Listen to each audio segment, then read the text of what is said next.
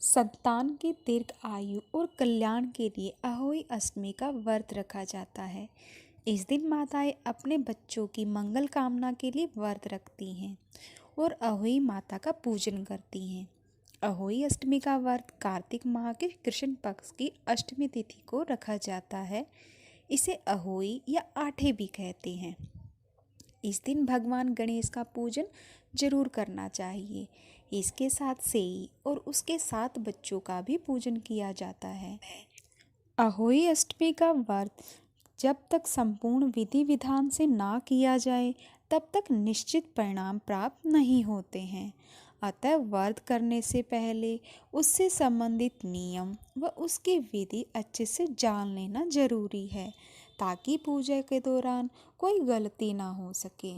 इस दिन माताओं और महिलाओं को सूर्योदय से पहले स्नान करके व्रत रखने का संकल्प लेना चाहिए। अहोई माता की पूजा के लिए दीवार या कागज पर गेरू से अहोई माता का चित्र बनाना चाहिए। माता का पूजना संध्या काल में करें। पूजा के लिए अहोई माता के चित्र के सामने एक चौकी रखकर उस पर जल से भरा हुआ कलश रखें। रोली चावल से अहोई माता की पूजा करें। अहोई माता को भोग लगाने के लिए दही, आटा, चीनी या गुड़ मिलाकर मीठे पूड़े बनाएं। कहीं कहीं आटे के हलवे का भी भोग लगाया जाता है।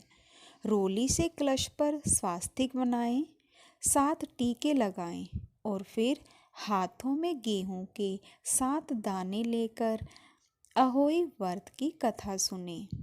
पूजा व व्रत कथा सुनने के बाद कलश के जल से तारों को अर्घ अर्पित करें।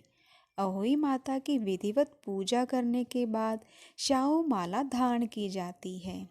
शाहू की माला चांदी की मोती और अहोई माता की लॉकेट होती है। पूजा के बाद महिलाएं बायना निकालती हैं और अपनी सास या पंडित को देकर आशीर्वाद लेती हैं।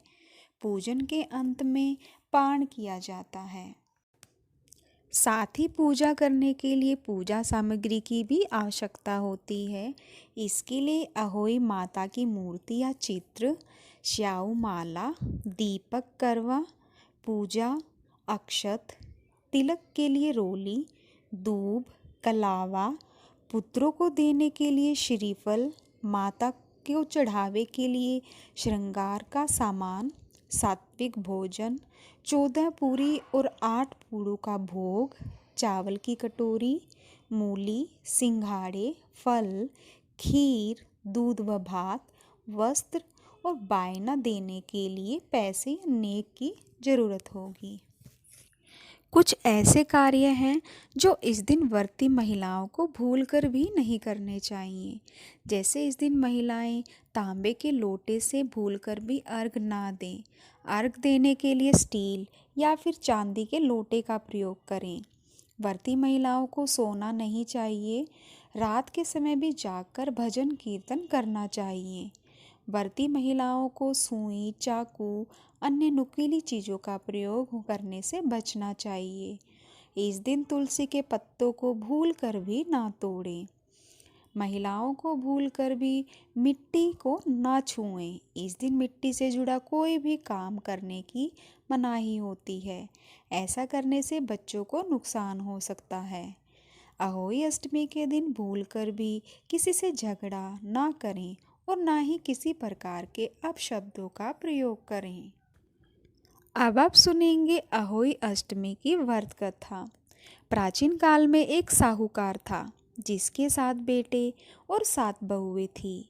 इस साहूकार की एक बेटी भी थी जो दीपावली में ससुराल से मायके आई थी। दीपावली पर घर को लीपने के लिए 7 बहुएं मिट्टी लाने जंगल में गई तो ननद भी उनके साथ हो ली। साहूकार की बेटी जहाँ मिट्टी काट रही थी उस स्थान पर शाहू अपने 7 बेटों के साथ रहती थी। मिट्टी काटते हुए गलती से साहूकार की बेटी की खुरपी की चोट से शाहू का एक बच्चा मर गया। शाहू इस पर क्रोधित होकर बोली, मैं तुम्हारी कोख बांधूंगी। शाहू के वचन सुनकर साहूकार की बेटी अपनी सातों भाभियों से एक एक कर विनती करती है कि वह उसके बदले अपनी कोख बंधवा ले। सबसे छोटी भाभी ननंद के बदले अपनी कोख बंधवाने के लिए तैयार हो जाती है। इसके बाद छोटी भाभी को जो भी बच्चे होते वो 7 दिन के बाद मर जाते थे। 7 पुत्रों की इस प्रकार मृत्यु होने के बाद उसने पंडित को बुलवाकर इसका कारण पूछा। पंडित ने सुरई गाय की सेवा करने की सलाह दी। सुरई सेवा से प्रसन्न होती है और उसे स्याऊ के पास ले जाती है। रास्ते में थक जाने पर दोनों आराम करने लगते हैं। अचानक साहूकार की छोटी बहू की नज़र एक ओर जाती है। वह देखती है कि एक सांप गरुड़ पंखनी के बच्चे को डसने जा रहा है और वह सांप को मार देती है। इतने में गरुड़ पंखनी वहां आ जाती है और खून बिखरा हुआ देखकर उसे लगता है कि छोटी बहू ने उसके बच्चे को मार दिया है। इस पर वह छोटी बहू को चोंच मारना शुरू कर देती है।